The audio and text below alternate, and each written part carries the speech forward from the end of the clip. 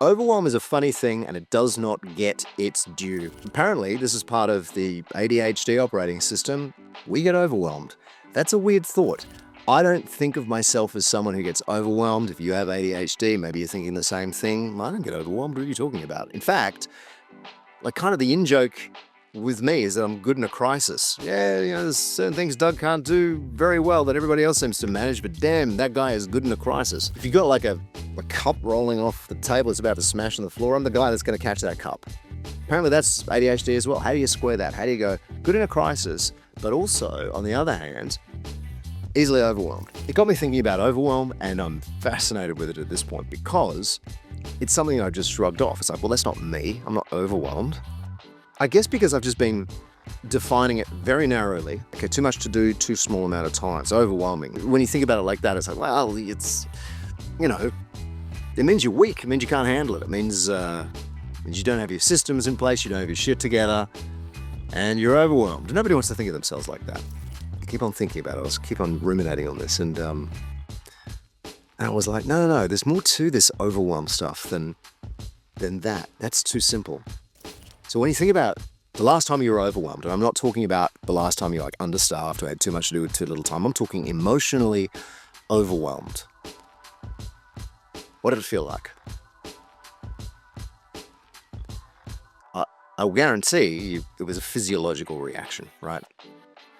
Your heart rate goes up, your palms get sweaty, shortness of breath, irritability, no ability to reason or think things through. You maybe snap, you maybe say things that you didn't mean to say, you just aren't yourself.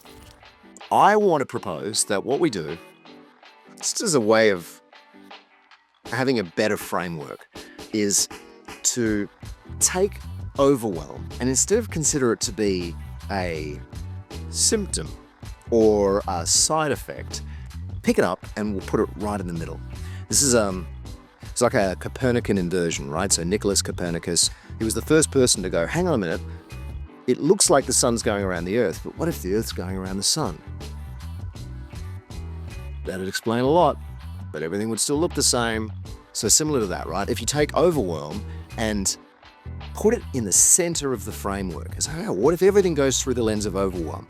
What if, when you're trying to understand yourself, you understand yourself in terms of what makes you overwhelmed? What you will find is there are things that make you overwhelmed that do not overwhelm other people.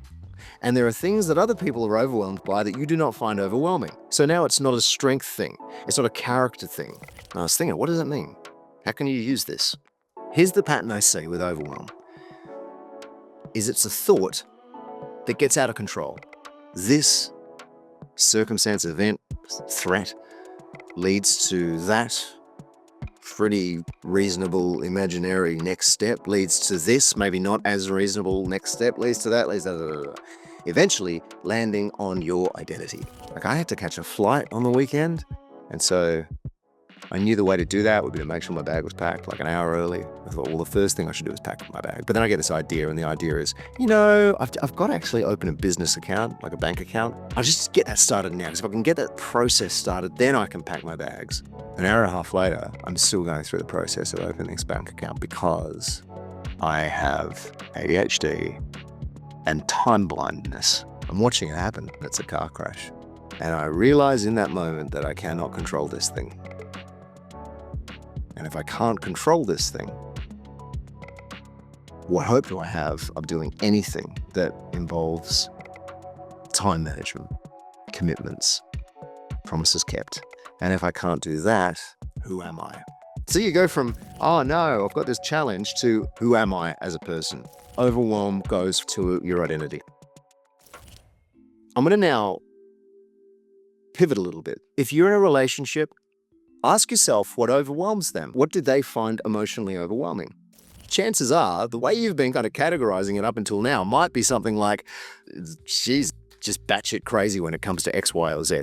That's probably not very charitable. My wife, highly intelligent person, always arrives at conclusions before me. Just enough that she gets there first, but always. So it makes me, a little bit in the passenger seat. So that when I am taking control of the situation or I'm trying to come up with something, If I am not allowed to think through my own thought process and arrive at my own conclusion, then this is going to be threatening me right down to my identity. I will probably respond in a disproportionate way. And here's another clue if you want to find out where your partner's overwhelmed. So it's look at when it seems to you that they're responding in a disproportionate manner. Essentially, her brain will be searching for safety. She's always trying to find the contingencies and make sure that they're all in place. She's trying to be on time. So here's me and her in the car, and we're off to buy a desk. We're going to go and pick it up. We found it on Facebook Marketplace. It's not far. It's 200 meters up the road. Bear in mind, I have thought to myself, where is this place? Oh, yeah, it's just up the road. I've got the address. No problem. I can see it in my mind. And she asks me to please plug the address into the GPS. And I'm like, why? I know exactly where we're going. Which just negates her need for safety, which of course triggers her overwhelm. Unfortunately, in that situation, that triggers my overwhelm because one of my things is I can't just be following instructions without understanding them. It takes away my need for autonomy. I start to get overwhelmed. I can't just be doing everything just because you say it. It's like, no, I know exactly where it is. She goes, would you please just punch it into the GPS? I've just asked you to. Why aren't you listening to me? Well, I'm not listening because I've got my own thing going on at the moment. I've got my own overwhelm kicking off. She's got her overwhelm kicking off. Her overwhelm triggers mine triggers hers, and we're going like this. And we've got no language to talk about it. But if we have the language of overwhelm, I don't need to understand why she needs that in the GPS. She doesn't need to understand why I have a problem with it. We just got to say to each other, my overwhelm is happening now. That's it. Like, nobody wants to overwhelm their partner. So one day I asked her, I said, listen, I'm going to ask you something really dumb. And I know that it's too much to ask. I've got this idea, and I lay it out there, overwhelm. I say, put overwhelm in the middle. Like, think of things in terms of overwhelm. I'm asking you to, just rather than just ask me, hey, I just really want the GPS to be up on the screen, even if it's only 200 meters, just tell me when you feel it, just say, I'm feeling really overwhelmed right now. That's it.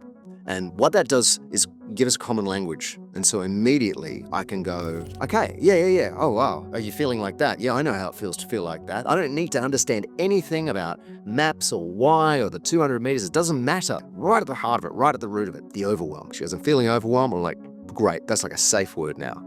Okay, thank you. I get it. I'm sorry. You got it. You plug it in, there it is, GPS.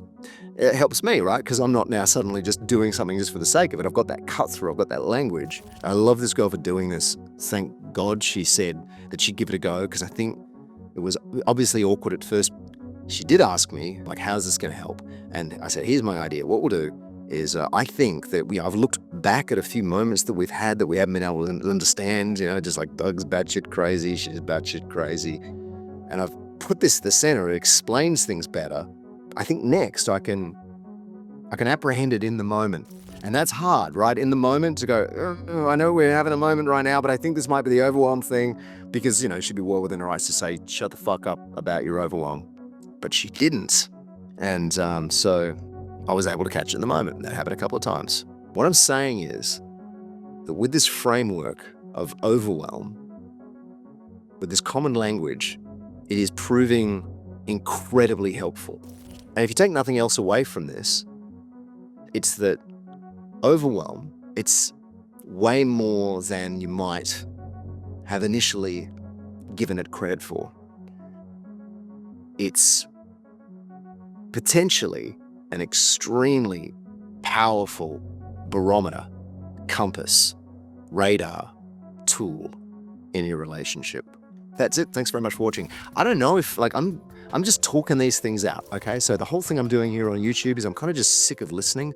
And with the whole AI stuff going on, I'm like, how do I know what's real? I know I'm real, so if I put myself on YouTube, well, I'm going to be getting something out of it by putting something in. Stick around. I might have some other things that you'll relate to next time. Take care. Bye.